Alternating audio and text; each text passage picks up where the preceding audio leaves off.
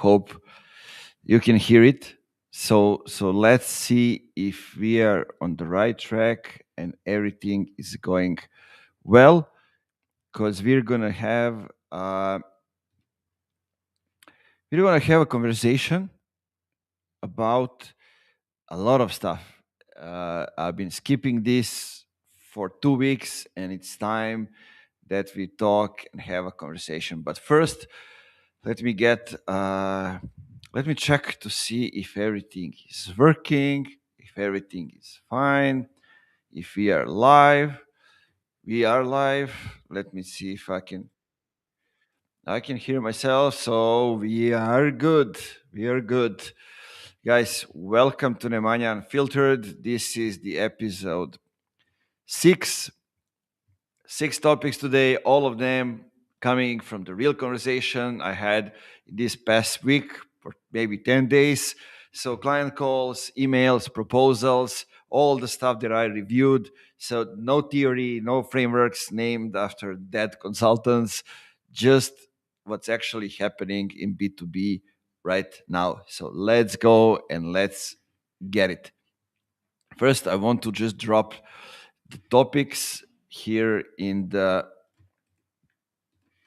LinkedIn comments, just so you can know what we're going to talk about. Okay?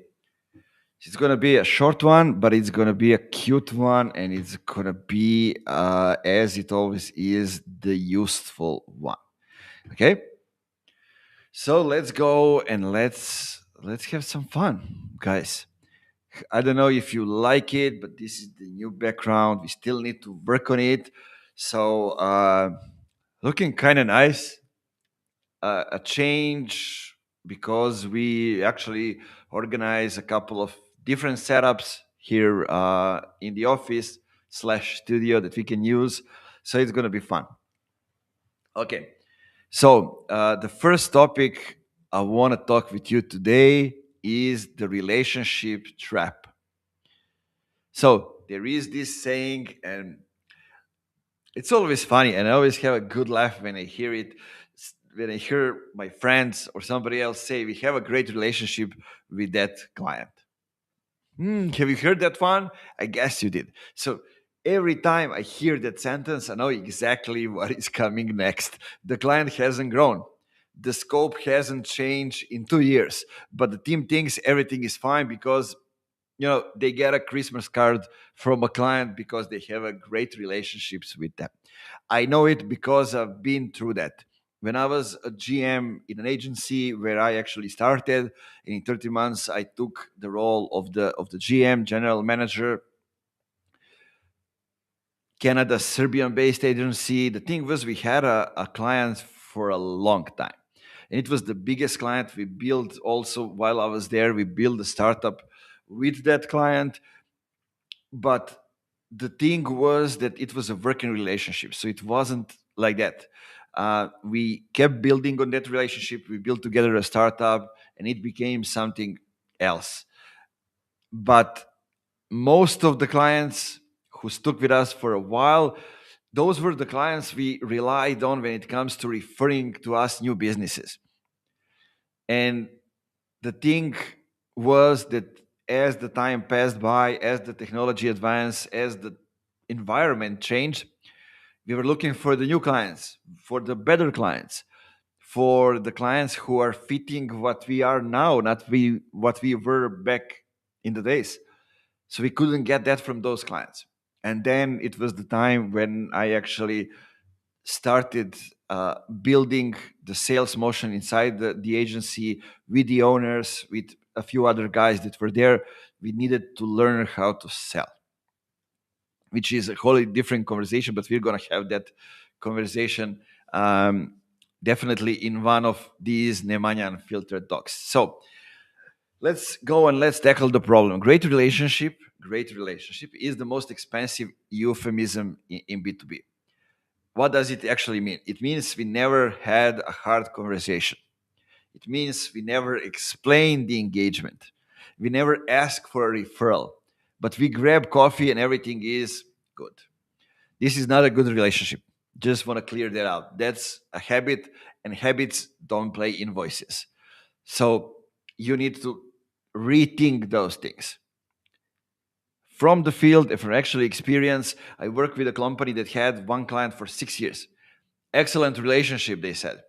The, the sales director used exactly those words to describe them. Excellent relationship. When we looked at the data, here's what we saw. So same contract since 2019. Same contract since 2019. They had three opportunities to expand scope. Three times they say we don't want to push them. We don't want to push them. Damn it. Push them as if proposing value is a pressure.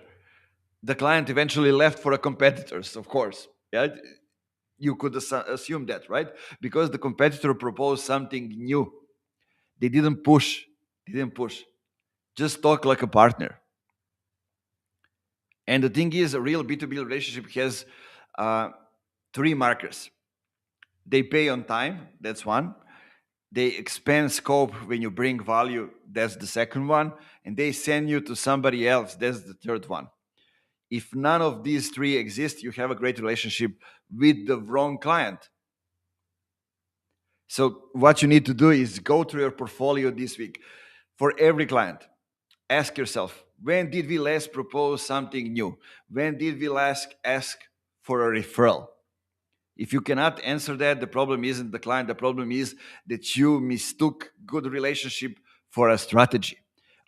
You can see how much that pisses me off. I, I hope that you can see it, because you are not just a donkey with a stick. You are not here to just do what your clients tell you to do. You are here to propose actions, to analyze, to look at the data and propose actions. Owner, the company, whatever it is, they can say from their perspective what they think. Sure, they have the insights, but you have more insights than them. So you are the one coming up with a proposal. That's how it should be. If you have any questions, anytime, feel free to drop them in the comments. I'll be happy to answer all of the questions, no matter if they are related to the topics that I'm talking about. If I don't have time today, next week we are going live again, doing Nemanja Unfiltered, another episode. I'm trying to go live and record this and publish them as a podcast every week. But the thing is, I was buying an apartment. There was a lot of work in the last 10 days, so I didn't put out the episode last week. But we are changing that now and going back to the track. Let me just get a sip of the drink, and then we will move forward.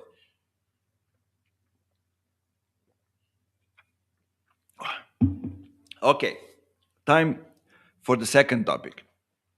Second topic is go-to-market strategy that dies in the slide 4. In the other words, the execution layer doesn't exist. So the strategy looks great in the presentation. ICP defined, messaging aligned, channels clear, everyone nodding in the room. Yes, that's it. Here we go. We finally have it. 3 months later, nothing has changed. It's something that pisses me off very much. As somebody who is not only the strategist, but also somebody who likes to stick with the company until we actually get the desired results and we make sure that the strategy is working. This is something that pisses me off a lot. This isn't a strategy problem. The strategy is usually fine. The problem is that between here's the pain and here's what we do on Monday, there is a gap nobody filled. Nobody asked who is exactly responsible for what, by when, with what budget, who unblocks when it gets stuck, right? The execution layer, that's the layer between the strategic document and the actual work. And it doesn't exist in most B2B companies. So they cannot implement shit. I walked into an engagement with a firm. Um, where the firm had they had an excellent go-to-market document. To tell you the truth, that was a great go-to-market document. I didn't build it. It was the one that I inherited.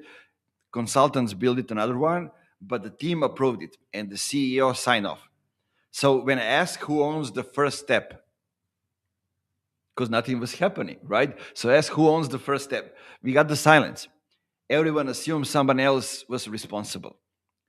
The document was, to tell you, 34 pages. I mean, in the times of AI where we're living, it doesn't seem like a huge document. But not one page had a name, date, and definition of what done looks like. A strategy without an execution layer is not a strategy, it's an essay about what you should be doing. You need to put those things inside the document. Execution layer means one owner per initiative, one weekly check in with one question: what's blocked? One definition of success for every step. It's not completed, but it requires somebody to sit down and do that work. And that work, you can guess it, I guess, it's not sexy. And because it's not sexy, nobody owns that. Nobody owns the work that is not sexy. And this is exactly the work that gets shit done. So, what you should be doing, take your go to market plan, open it for every step right. Name, date, definition of done. How does it look like when these things is finished? If you can't fill that table, basically it's not a plan, guys. It's a wish list. So don't build wish lists. Build plans and strategies that get execute. And they get execute when you have the execution layer on top of the strategy. Yeah. Whew. Damn, I get so pissed off talking about these things. That's why I am recording Nemanja Unfiltered and taking all out. So maybe somebody will hear what I'm saying and do things differently.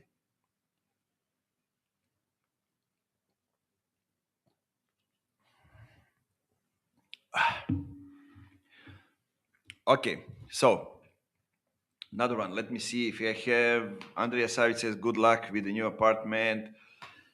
Thank you, my man. Just the first, just the first thing that I've done. Still waiting for to sign up for the big papers. So we're gonna see what's going on. Juan Pablo Garcia, let me see what you have to say, my friend. What do you think is the root reason for the execution block? I think it's swinging priorities or lack of delegation. Managers get captured by new urgencies and stuff get used to. Let's wait for the next fire. Yes, those are all true. Usually, what I think stops the execution is a couple of things. I mean, basically, I said them, but I want to repeat them and get actually into the core of things. So, one owner needs to go per initiative. We need to have a weekly check-in with the question, what's blocked? Usually, the CEO is the one who unblocks things, but sometimes he doesn't have time, so maybe it's, I don't know, head of growth or whoever is there, depending which departments are there. For example, if it's a marketing, sales, and customer success department, right? Usually, customer success is the one that I want to host the meeting because marketing and sales they get like cats and dogs. So from that perspective, we need to be aligned on the goals. We need to be aligned on how do we get that. Once a quarter, I want to have all the teams sign in which part of the process they own. So from that perspective, when something gets broken or gets stalled, we know whose responsibility is that. So from that perspective, this is the thing that you know that stops actually the thing or gets the thing going. Also, the thing that I'm seeing is when somebody who owns the strategy. To give you an example, I work with a company. When I build them the whole motion, we even have dates, a yearly plan, what's going on, which month, what's going on, and LinkedIn was a huge part of that. They wanted LinkedIn to be a huge part of it. So from advertising to organic to employer branding motion to the offline conferences, all of this stuff. But the thing was, lady who was in charge of implementing that was somebody who didn't have experience in B2B.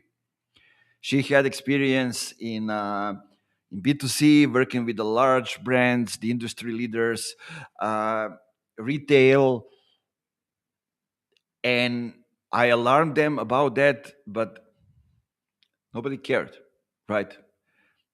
So they say we have somebody in house who will lead the implementation. I said, usually not how it goes, and I don't recommend it because of this, and this. But they went in for that, and it ended up by not implementing shit. They came to me later and say, how much do we actually pay you to stick around with us? Where I told you, you didn't want to give that money. So now you have the strategy without implementation because the one person who should implement it didn't try all these things, didn't live through it, doesn't feel like she belongs in them, and therefore she cannot push the implementation. So sometimes it's just one person that stops the whole implementation thing. So that's how it goes. Daria, my man, waiting for you to join me here one day. So to record something together, it's about time. We didn't do it. Did we ever do it? Record something together? I don't think so. So maybe yeah, that's something to think about and to do. Uh, so yeah, that was kind of my answer. Juan, I hope that I answer it. There are tons of answer to these questions depending on the size of the company or how many departments are there, depending on who owns the thing. Is it the somebody who from the sales side, somebody from the marketing side, usually somebody from the sales side, so that's something else then, like, but those are the things that we can talk about and we can go in depth. If you, for example, give me the size of the company, whatever it is that's on your mind, maybe next time we can go into that and really get into the details. Okay, so the topic number 3 that I want to talk with you today, I cannot see your comments and the questions, when I talk, but from time to time I try to look at them. I have here in front of me the LinkedIn feed, so for some reason it doesn't show me the notification when you get the new comments, so I need to check them out. Possibly that will change during this live. So, okay. The third topic that I want to talk with you today is something that I call the conference circuit delusion. Basically speaking without return of investments. And everybody speaks at conferences and nobody measures what comes out of it. And it pisses me off.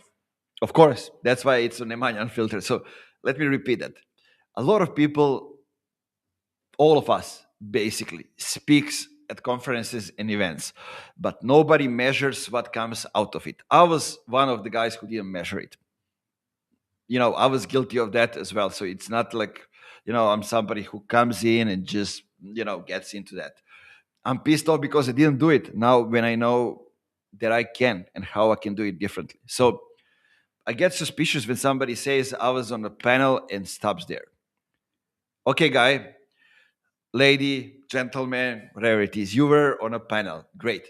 But what happened after that? Who approached you? Which conversation actually continued? Which deal that panel opened? All legit questions to ask. So conferences have become, in my opinion, the most expensive ego networking that exists in B2B. Sure, they get shit done, but you need to know what you're doing so you can get shit done. The company pays flights, hotel, tickets, preparation time. The person speaks for 20 minutes, takes a photo for LinkedIn, of course, and comes home. Pipeline, zero, nada, zero. So I talked to a director who spoke at the 7 conferences last year. 7. When I ask how many deals open directly or indirectly through those appearances, He couldn't name one, but he had 23 new LinkedIn connections and three invitations for more conferences to speak more. And the speaking return of investment, when three things exist, like, let me get into those details. So the right ICP in the audience, that's a clear call to action after the talk, and a system for tracking who was in the room. Those are the three things that you should think about when you are thinking about speaking at an event. Is your right ICP in the audience? Do you have a clear call to action after the talk? And do you have a system for tracking who was in the room? Without that, it's brand awareness for people who already know you. It's an ego trip, expensive and unproductive. I speak at conferences, but I know in advance why I'm going to each one. Sometimes I'm going to speak for free because, hey, I know who's in the audience. That's my target audience. And I know what my goal is not. And it's not a LinkedIn photo. Okay. So before you accept the next speaking invitation, ask the organizer who's in the audience. Give me the details. How many of them? Can I see the company list? Can I see the positions? Can I find them on LinkedIn? Can I see what they're all about? Are they my audience or no? If you cannot get that, it's not the right conference for your business. Usually it's just something, I don't know, like a display window. So you're, you know, window shopping over there, as 50 Cent used to say. Ah, interesting. Okay, yes. Let me go and see what we get there. Juan, thanks, and yes, question is what you do when you see they will fail, but you answer it. I don't know if I answered it. I try to answer. There are so many things to do, and I think I have a presentation somewhere. Uh, I was on a what was the conference? Um Measure Camp, yeah, in Belgrade, and this is exact topic that I did. How do I align the departments and make sure that things get done? So it is something that I done for the companies as a fractional CEO, and even more than that, coming up with the processes. So I created it. Maybe that's one of the topics that I should cover in the next one. That's a good one. Um, so let me see. There is another question. Do you have any recommendations about what to do for the ones like me that live close to great conferences venue that we can go and visit live? And the other one regarding conferences, when companies deploy sales guy to the expensive booth, can they be used to gather information instead of trying to explain to other sellers visiting the booth what the value of engine does without having any idea about why, who is there? Like, okay, those are great questions to ask. So let me get into that. My advice to anybody that is hosting a booth or buying a booth at the conference is use it to create content. So use it to come up with a for example, two chairs and a microphone, and do a podcast, 50 minutes with all the guests, with somebody else from the team. You can use the organizer to kind of get you the fellas. If you have space for that, and if the organizers allow you, can also create like a mini stage over there and actually extract the content, create relationships with people, and go over there. Because usually, when it comes to the booths, everybody is there to sell something, and everybody gets the business cards from the people who are trying to sell something to them, and then trying to sell something to the people that are trying to sell their thing to them. Right? From that side, it's not very productive. So I like to focus on creating the content. When it comes to sales and what sales can do, is use, I don't know if it's marketing or sales or both together before the conference to kind of organize the meetings outside of the conference, outside of the main event. So before they're coming, find out who is coming to the conference, who is our ICP. They will be there. Sure, let's organize a side event. Let's organize a couple of meetings, but you need to prepare that before you come to the conference. Also, a good thing might be having a morning run, or if you are not a runner or something else. So that can also work nicely when it comes to that. Um, and if you can have a chance to go to the big conference and try to get um, to draw the attention, here's something. My mind is not working. Man, I cannot remember even the people that I know from LinkedIn, how are their names. So, like, I will remember it later, and I will kick myself for that. But anyway, the guy was on my podcast. Even it's not working. So the thing is, he takes a big card and writes something on it, something obvious, something people will react to, something that is his uh, point of view, and just stands there with a card, like the famous meme, right? And people approach him, and he is having conversations with them. So just something that popped into my mind. Cool. Go and create free content from them. Yeah, that's also something that you can do without paying the boot. Definitely. So yeah, that's also some of the thing. At one conference, you can create the content for that you can distribute for months. Okay, so the fourth topic, it's founder-led sales that has a ceiling. Not many people are talking about it, especially in the days when we are approaching founder brand and talking about this kind of stuff. But okay, so here's what's on my mind. Founder sells everything. The company grows, but then it stops. And everyone looks at the founder and asks, what actually happened? You are the one selling, but the problem isn't the founder. The problem is that the founder should never have been the only one selling. He is the first one, but not the only one. Because founder led sales, it works perfectly up to a point.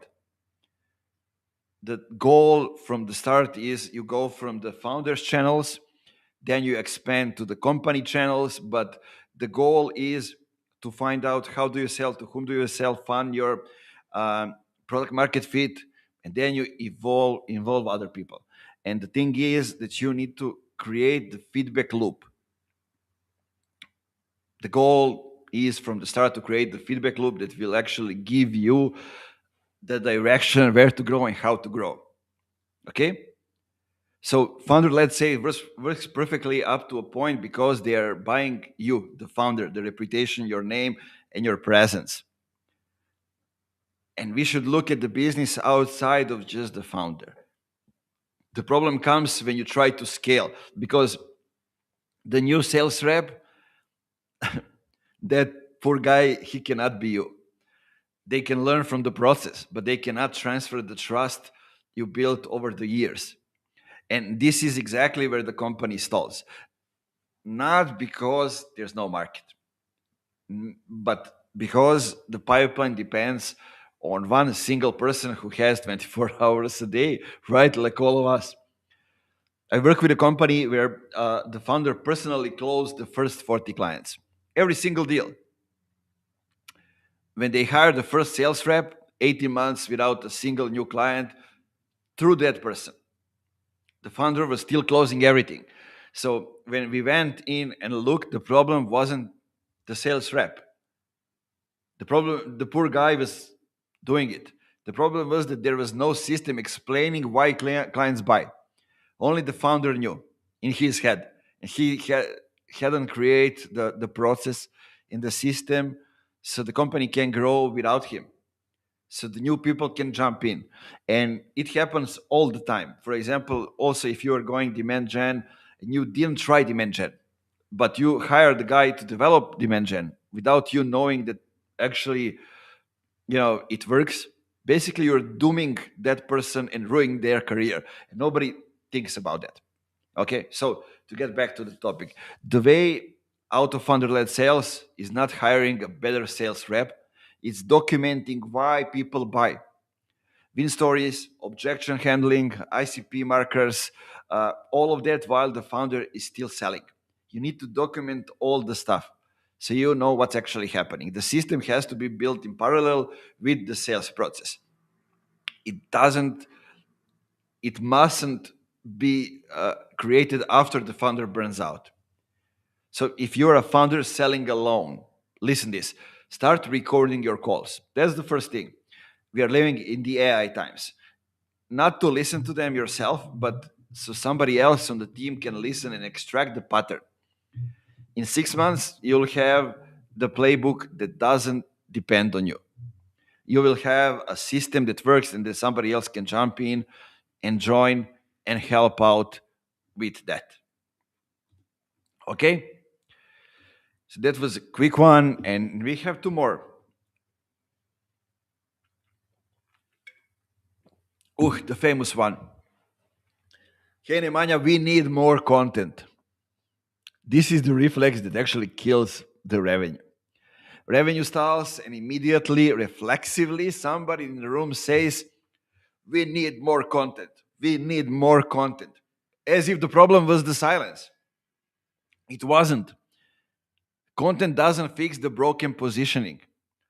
Content doesn't fix a bad ICP. Content doesn't fix a non existent follow up system. Content amplifies what already exists.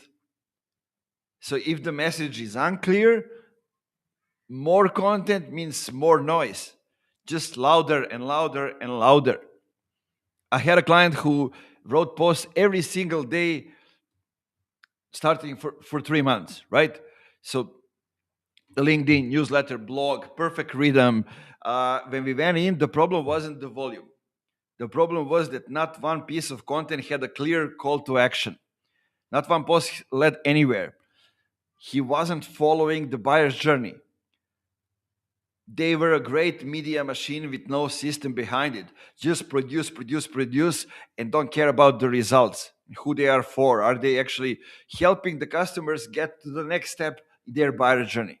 Because that's what content should do. That's what marketing does. Content itself is an amplifier. It's not a generator. So before you ask how much should you write, ask yourself what happens when somebody reads this. Where do they go?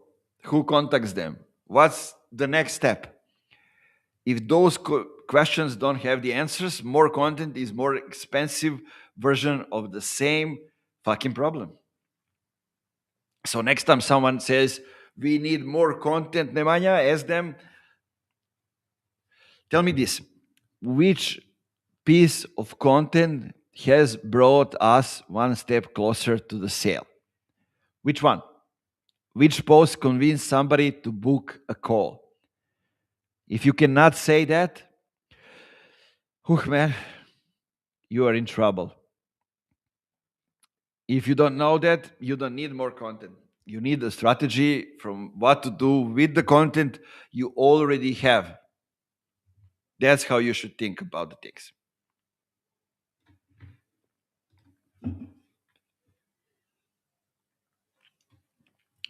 Let me see the comments. Great content has a harder time today because of noise and AI. Great content flood. Yes.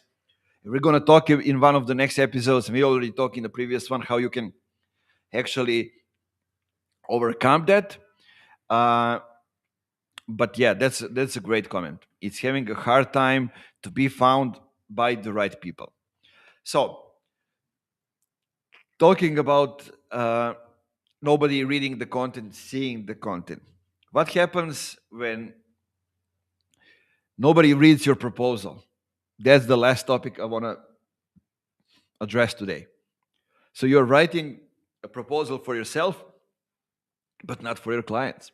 And it's happening a lot, especially in the agency space. You write 12 pages. The client reads the subject line and the price.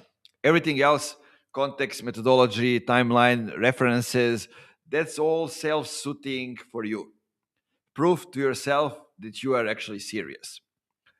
So let me get to the problem. Most B2B proposals are written like a CV, believe it or not. This is how I see it. What we do, how long we existed, which clients we have, what our process is. The problem is the client didn't ask about you. They don't care about you. They ask about themselves.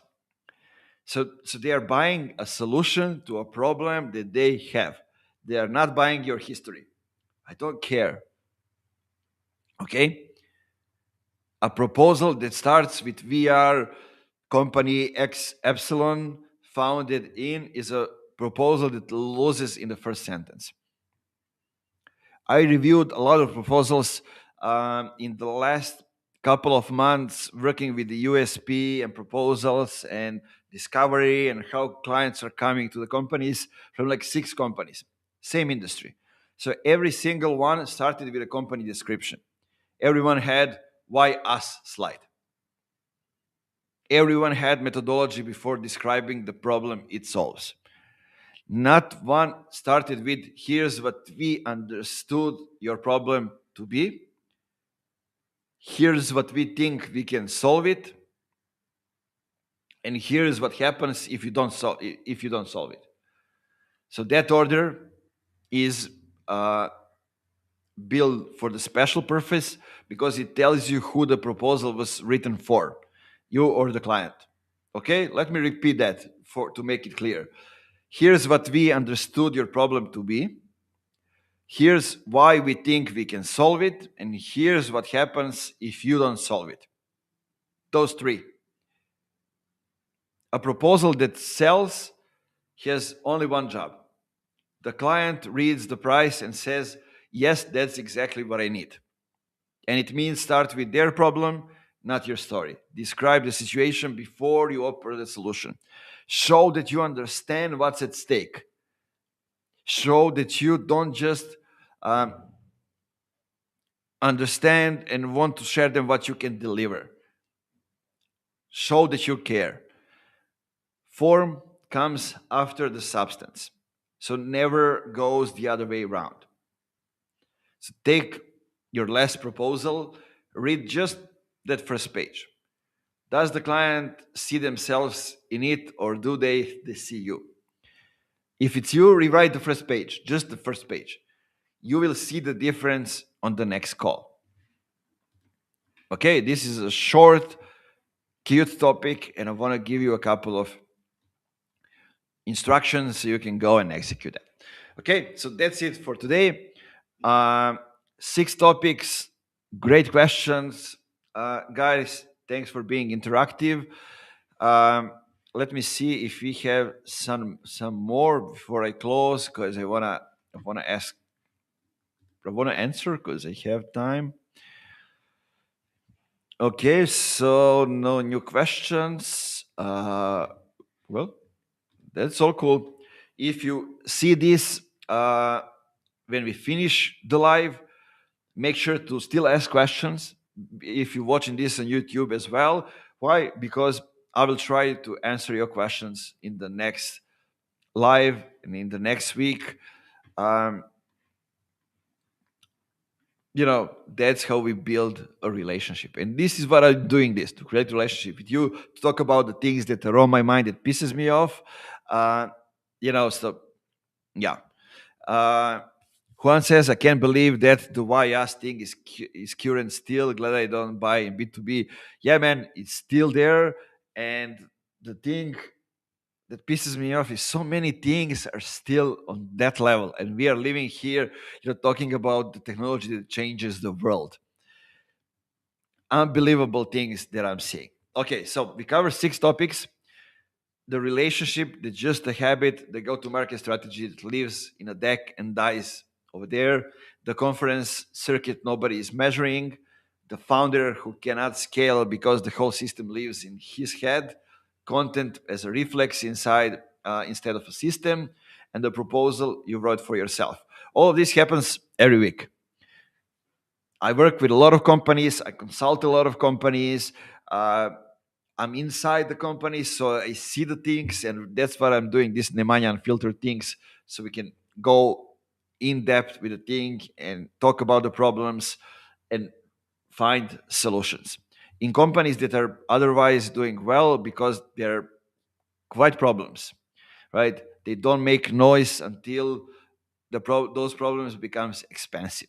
If any of this sounded familiar, that's good. That means that you know where to start. So that's it from my side.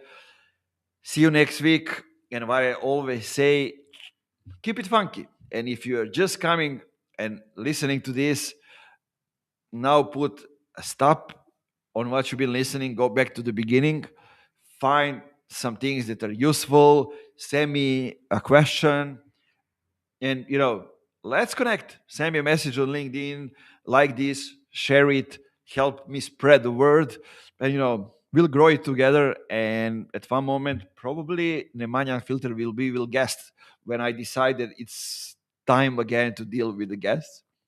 So yeah, same thing. We're building on a back of this. We are building a paid community. We're gonna communicate about that. I think starting in a month. So tons of interesting stuff coming up.